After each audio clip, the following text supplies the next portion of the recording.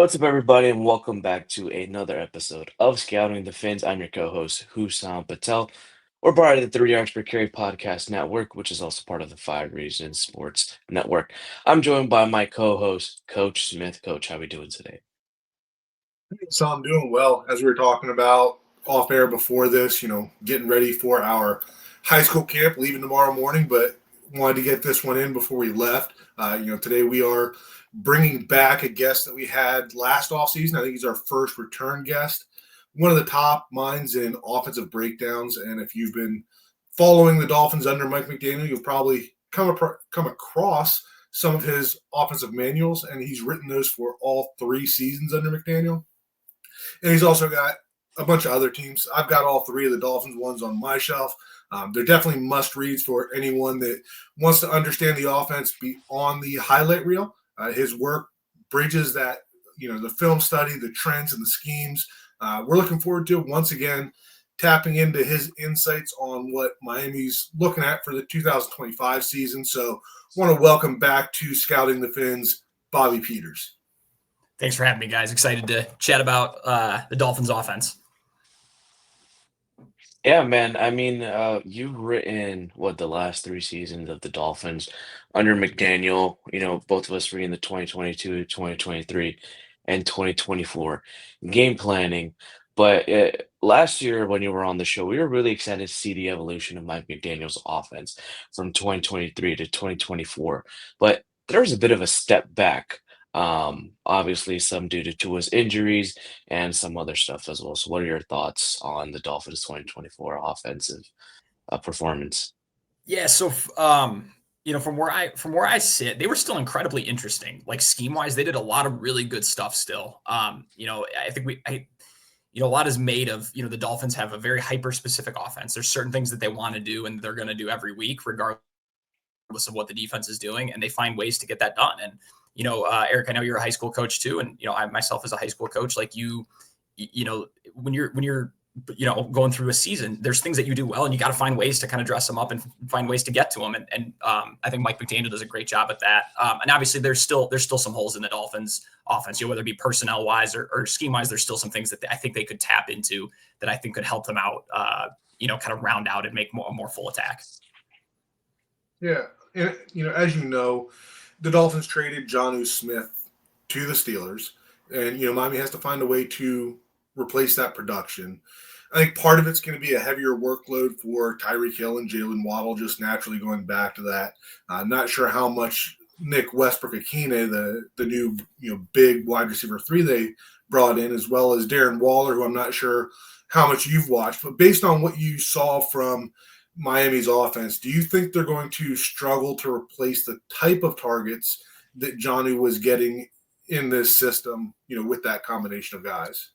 No, I think I have watched a decent amount of Darren Waller. I wrote a book on the 2020 Raiders, and obviously that was 5 years ago now. But I think his skill set fits into how Miami wanted to use, even at an aging, even as 5 years older than he was back then. I think even as he ages, I think his skill set fits what Jonnu Smith was doing for them last year. I think a lot of those underneath, kind of those check shallows where he's got freedom to sit over the ball or kind of continue on the run against man, and then even some underneath choice routes. I mean, Darren Waller was one of the best.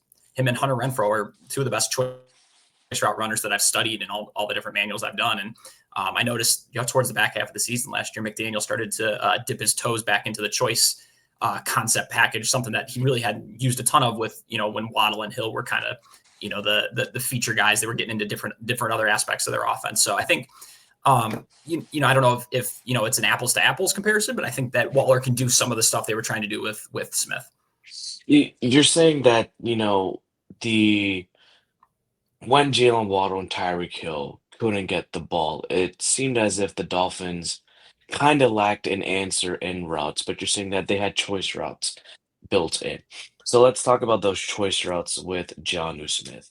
Some folks have kind of hinted that, and we kind of see it through the midway point of the 2024 season.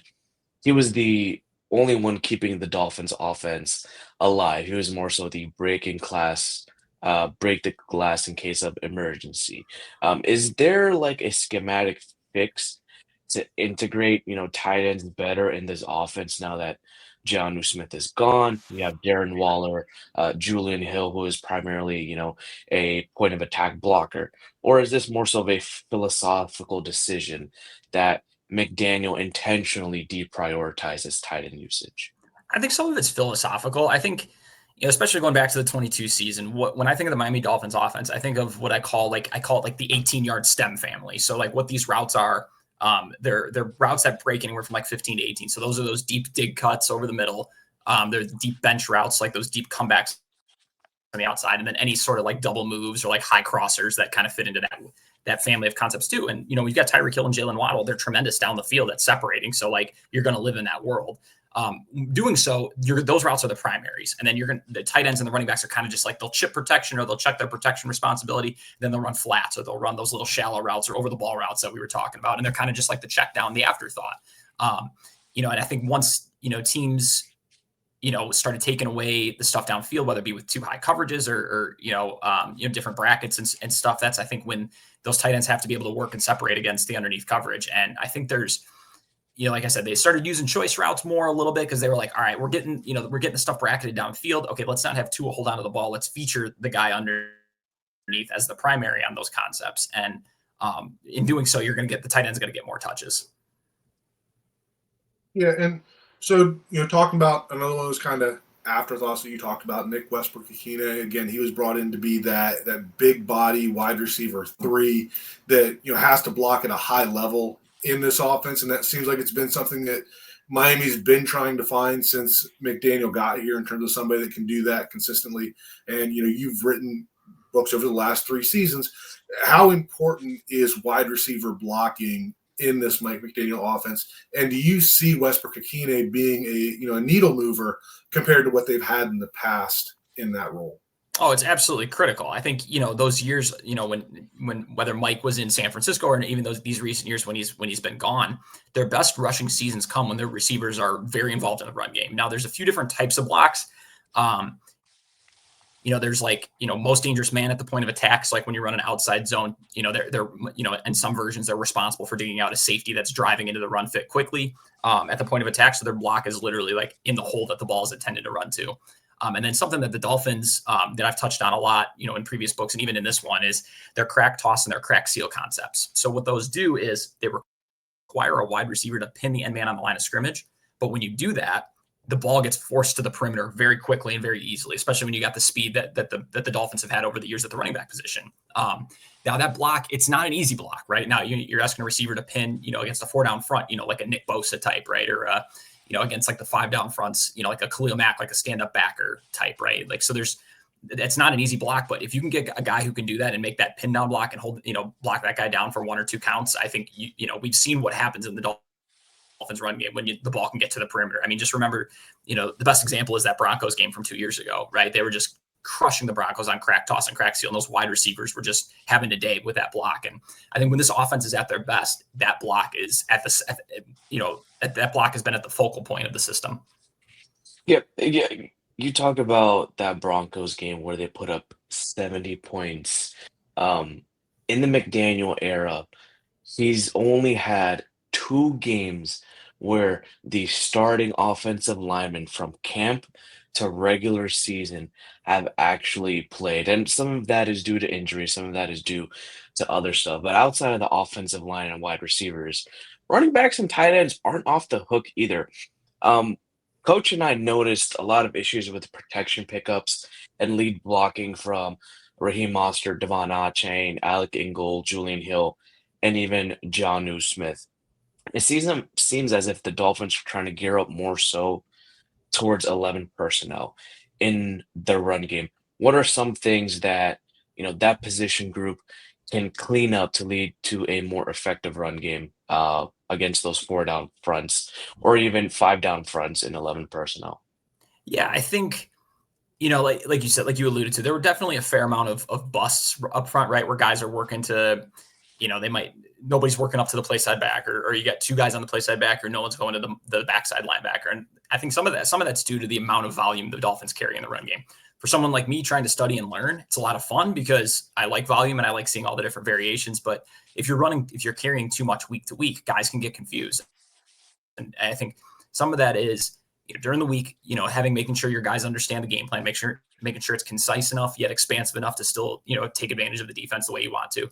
But at the same thing, at the end of the day, communication at the line of scrimmage is huge. If your guys aren't talking up front, okay, hey, who's working to who? Who are we reaching? Who are we accounting for? Whether it be in the run game or in the pass protection too. If you've got linebackers or secondary players running free at the quarterback, well, somebody's responsible for that, right? Whether it's the offensive line, the running back, or even the quarterback. If the quarterback's thrown hot off that, right? It just depends on the protection and depends on who the offensive line works to in that case. So I think communication before the ball is snapped is something that could definitely improve. And do you find that to be something that's an issue across the NFL in that regard? Like, when Hussam and I went through our weekly reviews and watching, some of these plays, it seemed like at times, that Mike McDaniel is using motion to try to create leverage, try to create numbers advantages. And, when it works, it looks great. But there's other times, like you mentioned, Bobby, about getting confused about those second level blocks and where they're going. And at times you end up with a free defender running through. And it's a result of a safety that's rolling down that wasn't part of that box count originally. Is that something that you see across the league, or is that more prominent in Miami just because of the number of motions they run? It's probably exacerbated because of how many motions they run, and that's a great point that I failed to bring up, is the fact that motion affects all of that, right? Like, I know specifically there's a few teams that I know for a fact whenever they have motion, their pass protection call changes, even though it's the same pass protection, to account for the motions. So the offensive line understands, okay, there's a guy moving across the formation, right? This is going to change, once we get up to the line, the post-snap picture is going to change just because of the motion and how the defense is going to react to it. So to your point, motion has a huge effect on that, and how, a play side backer could turn into a backside linebacker, based on motion, or vice versa, right? So obviously, because of all the motion Miami uses, I think that's, like I said, exacerbated. It's definitely seen throughout the league, but the teams that are obviously the teams that can minimize those, when you're minimizing your negative plays and, busted assignments, they're going to be the better offenses in the league. Yeah. About that personnel usage, back to 11 personnel, the Dolphins use a lot of 21 and 11 personnel. In 21 and even in 11 personnel, there were two primary players who were the force players, or specifically the F position. That was Alec Ingold and Jonnu Smith. With those formation tendencies, do you think it became easier for those defensives to diagnose even with the motions? Was there any tell in terms of route concepts or protection schemes, or where the run was flowing to when both of them were motioning or in the game? I don't think so. I think this one, obviously there could be a defensive staff that picks something up, but as someone who has obviously gone through every clip, and obviously I've, written about a lot of the stuff that we're talking about, like, for the most part, the Dolphins do a good job, especially in the run game, of, like, they'll motion one way, they'll attack that way. If defense is overplaying it, they'll motion one way, and then they'll run something back the other way too. So the way they use motion doesn't usually tip off what's going on. I think in some cases it does, but for the most part, there's not huge tendencies. Like, I actually just wrote a Vikings book this offseason, and especially in early downs, if you show me their formation, and and I know it's 1st and 10, I could narrow the run play call down to about maybe 2 to 3 concepts. And when I can do that sitting from my computer, at my house, I think NFL defensive coordinators are onto that as well. So the Dolphins definitely don't have any, like, major tells when it comes to that. So Hassam kind of alluded to this earlier, talking about continuity along the offensive line. I think a lot of us Dolphins fans feel like Austin Jackson going down towards the middle of the season there was a big turning point in terms of the offensive line and their ability to run the ball. As somebody who has, watched every Dolphin snap from 2024, did you also see a big drop off in what they were capable to do in the running game after Austin Jackson went out versus what they were able to do in the first half of the season? Yeah, I think that's fair. And then obviously, we can discuss the extent of it, but I think, you know this better than myself as an offensive line coach. The continuity is huge. And then if you don't have continuity, being able to communicate that stuff and creating continuity on the fly, that's critical then. So I think, it's very hard for teams that don't, I always feel like every year the best offenses in the league, or at least the teams that end up towards the top of the NFL record-wise and points-wise, like we get to the playoffs, like, oh yeah, these guys have started 15 of the 17 games together, right? Or it's like, oh, that's funny how that works. So I think there's definitely a trend where if you've got continuity up front, it usually ends up pretty well for the offense. Let's go ahead and evaluate Tua Tagovailoa um, for a little bit. When defensive started rotating post snap or taking away those first reads, in your opinion, how did he hold up on tape? Do you think that there were any recurring blind spots, processing concerns? Were there weeks where he plateaued? Were there weeks that he declined? I think this year he did a much better job taking the check down if that stuff wasn't there down the field. I thought he did a pretty good job of that. Now there's still instances where I feel like he wants to throw that first window. He wants to throw that that first read, and there's quarterbacks in the NFL that do it too. Like Sam Darnold did that a ton last year. He probably forced a few too many, and he ended up almost in the MVP discussion, right? So I think having that is good as a quarterback, because when the backups were in, that was gone, and the backups just were like they did not want to push those windows as much as Tua did. So I think no, I wouldn't say and then obviously was Tua completely healthy down the stretch too. I think that kind of factors into some of the discussion, but I don't know if he necessarily, like, there were plenty of clips, and I tried to outline them in my book too, just because I think when a quarterback takes a check down, it's like the play worked, the design of the play worked, right? The defense took away what they were supposed to, but if the quarterback's getting into a check down and the offense is still getting 10, 15 yards, like that's what you want to see, because you're not always going to get that first guy open, right? And any coach can sit here and try to draw a first guy open, but it takes a real sound offensive scheme and system to create the route structure around that primary receiver too. All of us Dolphins fans would like to sit here and say that Tua is going to play every game in 2025, but if he misses games, it's not going to really surprise anyone either. They paid a decent amount of money to bring in Zach Wilson as the number 2, and they drafted Quinn Ewers out of Texas to replace, Skylar Thompson, Tyler Huntley, and Tim Boyle. Do you feel that Zach Wilson, that him specifically compared to Ewers, sets Miami up in a better position to be able to win games if Tua does have to miss a period of games again in 2025? Yeah, maybe a little bit. I'm not a huge Zach Wilson fan, so I don't know if it's going to move the needle a ton, but I think he probably gives you a little bit better play than what we were seeing previously, right? And he's been around the NFL, he's been a couple systems now. Maybe McDaniel can build a game plan for him, but for a few weeks here and there. But I don't. I mean, obviously, we're talking about a backup quarterback position, right? These guys, very few guys in the league, can really separate themselves, in that regard. But I think, like you said, especially with Tua's injury history, I would have liked to see a more, I don't know what their options were available, right? So I say this, as someone who doesn't necessarily know what they had available to them, but I would have liked to see them beef up this backup quarterback position a little more than just Zach Wilson. Yeah, they beefed it up just based on trying to get some type of schematic value, throw power, and a little bit of knowledge of the scheme. Overall, with Quinn Ewers coming from the Sark system, Zach Wilson coming from the LaFleur Shanahan scheme as well. In your opinion, based on this scheme, do you think the ceiling of this offense is tied to Tua's limitations, or is it more about scheme evolution for McDaniel? I think it's both. I think there's definitely scheme evolution. Like the Dolphins do a lot of stuff really well.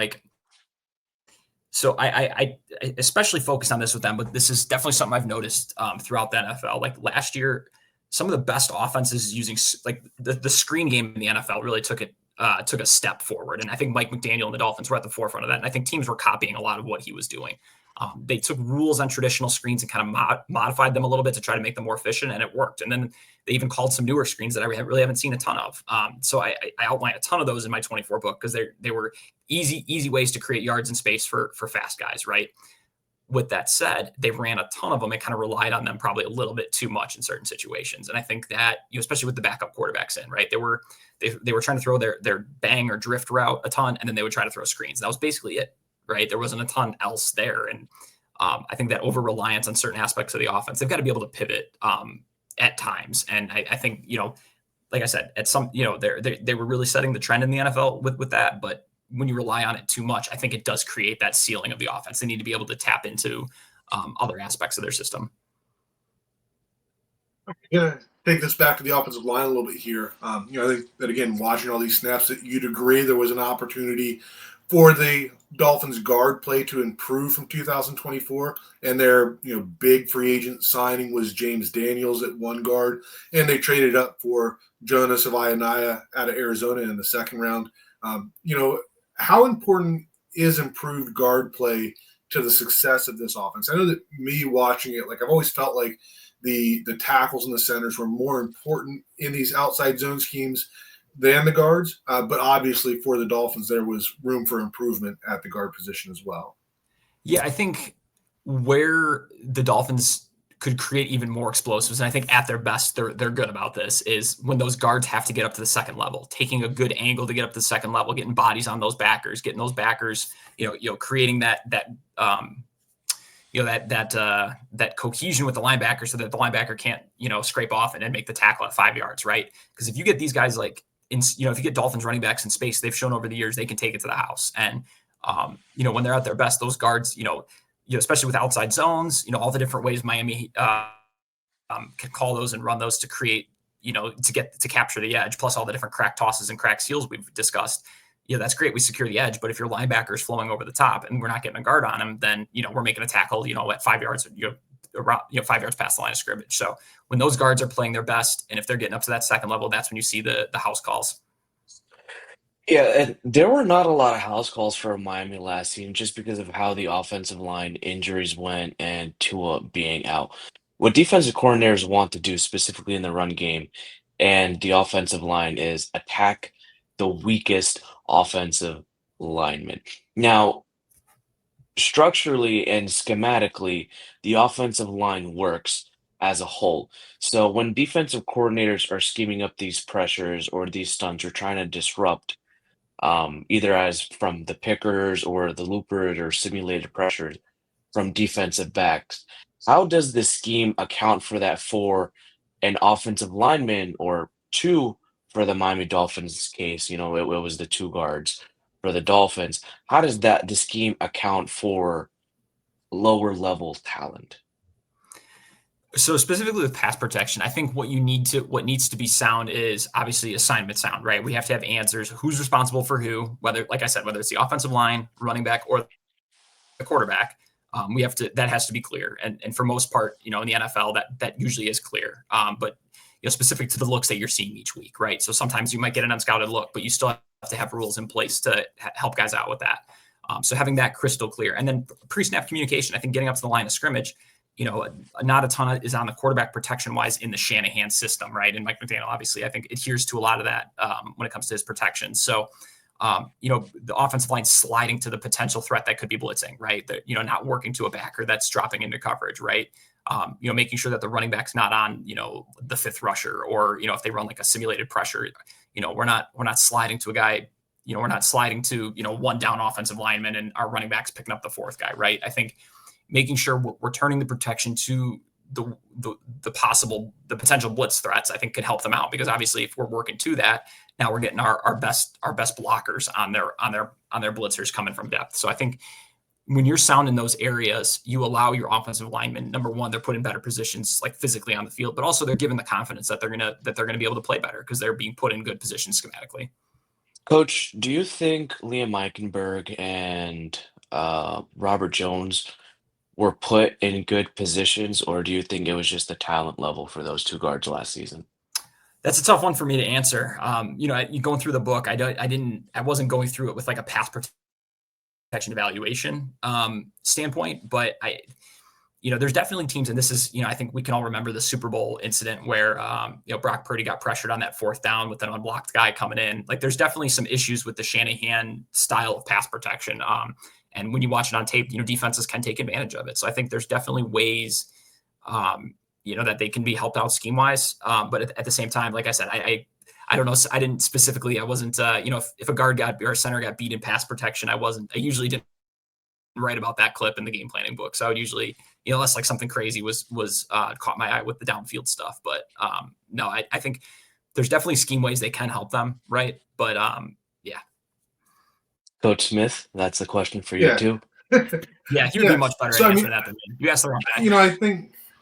I think that if everything worked out perfectly, right? If you had the 75% from Teron Armstead that you had in 2024 and you had Austin Jackson all year, I think that you could have essentially gotten by with Liam Eichenberg and Rob Jones at the guards. They obviously have their limitations. But I think, like we talked about earlier, I thought the fall off really occurred when Austin Jackson was injured, and that kind of exposed them. I'm not sure how big of a difference it makes in 2025 if we have the same issues at tackle, but at least we're taking a step in the right direction to try to mitigate some of that. So, Bobby, you wrote about the 2023 Houston Texans as well.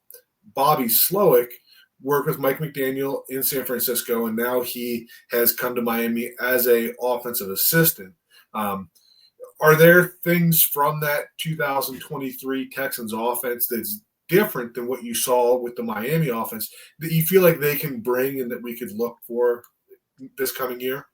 Yes, and I'm glad you brought this up. I love Bobby Slowik teaming back up with Mike McDaniel because I think his fit on this staff makes a lot of sense. I think he can help round out those 5 and 7 step pass concept families that I think Miami's been kind of lacking in the last couple of years.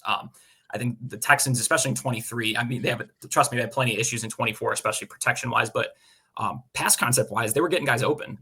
There were guys open, and they tied a lot of things really well together. And obviously, like you said, I outlined a lot of that in my 23 Texans book.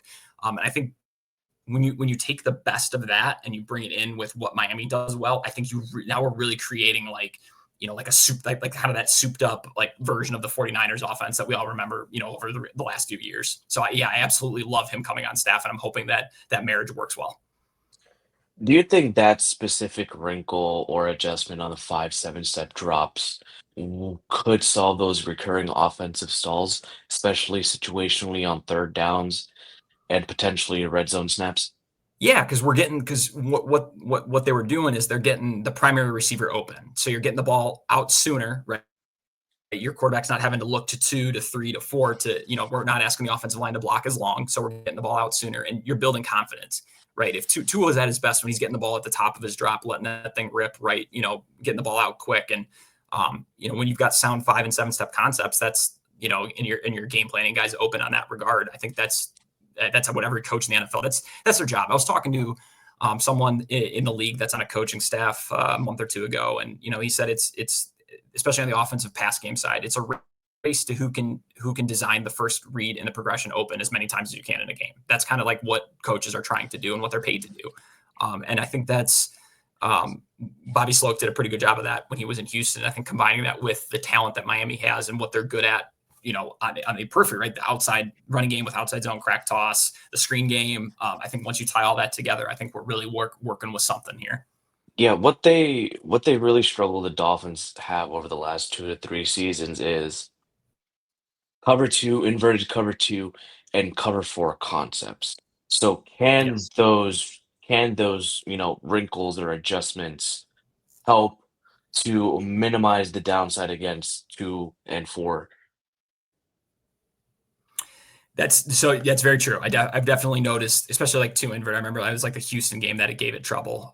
Some of that's the concepts themselves. Yes, you can work concepts and you can call stuff that makes it less of an issue, right? I think some of that is game plan and then diagnosing coverage too. Like I said, there's definitely some concepts they can get to that can help with that. But I think once seeing on tape, okay, that gave us trouble last year. I think there's ways that they can, obviously fix the pass game. And I think I'd like to see some of the stuff that Slowik used in 23 to kind of help mitigate some of that. So looking back over 2024 and all the snaps that you watched of the Dolphins, we talked about a lot of different names here in terms of skill positions for the Dolphins. Is there any players that when you were watching that you felt should have gotten the ball more, right? Or should have been involved more that, maybe we should look at seeing stuff next year? Yeah, not necessarily. I think when I think of that question, I think of the scheme diversity. I think of finding different ways to get those guys the ball, right? Like obviously Tyreek Hill needs touches, Jalen Waddle needs touches, Jonnu Smith needed touches, right? You got the backs coming out of the backfield that needed touches. I think obviously just and even distribute. And some guys are going to get more touches, some weeks than other weeks, right? Just depending on game plan, depending on how the defense plays it too. So I think, rounding out the scheme and kind of the aspects of that, I think the offense will feel more well-rounded, and then different guys are going to get touches at different times then too. All right, Bobby, you always bring an all 22 lens to the discussion that fans rarely get. And we'll round it out with this very last question. The Miami Dolphins play the Indianapolis Colts week 1, and they've changed their coordinator from Gus Bradley to Lou Anarumo. If you were scripting Miami's first 15 plays against Lou Anarumo's defense, what would be your goal in those early calls? Ooh, I love the question. Well, Lou Anarumo is a king of disguise. He likes to disguise coverage really well. And he'll play a lot of different coverages too. I think if I remember correctly, they base out of a 4-down front. So run game wise, I'd like to see them get into 21 personnel and try to hammer some of their full flow outside zone stuff. I think, especially if they stay in a 4-down front, I think you can capture the edge and get 2 double teams at the point of attack against those looks. Pass game, I would like to see less play actions and more like some of those 5-7 step stuff, the drop back stuff that we're talking about. I think that allows the quarterback to see those disguises better, right? So like you're talking about like that 2 invert stuff. If the quarterback turns his back to the defense because he's play faking, right? And then the defense rotates to a 2 invert, that middle safety is just standing there now, right? And the quarterback was expecting him to back pedal, so he didn't see the rotation whatsoever. So I think against a coach that likes to disguise a lot, I think just straight dropbacks allows him to kind of see the rotation and the movement, and it allows him to kind of work through his progression from that standpoint. So probably those 2 aspects that would be my starting point. And then, I'd love to see, the Dolphins are such a good end around team. So I'd love to see an end around in those first 15 plays too. And then maybe one of their creative screens as well. So. Yeah, Bobby, thank you so much for coming on. And where can people find your latest work at? Yeah, so my website has a lot of my stuff on there, just alertthepost.com. And then my Twitter, I'm pretty active on Twitter too. You can see a lot of the stuff I'm working on and sharing on there. My handle is B_Peters12. And then if you're really looking for the deep dives, all my books are on Amazon. I've got an author page you can search. My author page is linked, in the books and the menu bar for my website too. So you can go there, or you can just Google my name and, an Amazon link to some of that stuff will come up as well. So there's a lot of different places you can find me. Yeah. Thank you, Bobby, for coming on, and Coach, thank you for being such an amazing co-host. You can stick with us here on Scouting the Fins, part of the 3 Yards Per Carry podcast and the 5 Reasons Sports Network. As always, go Fins, baby.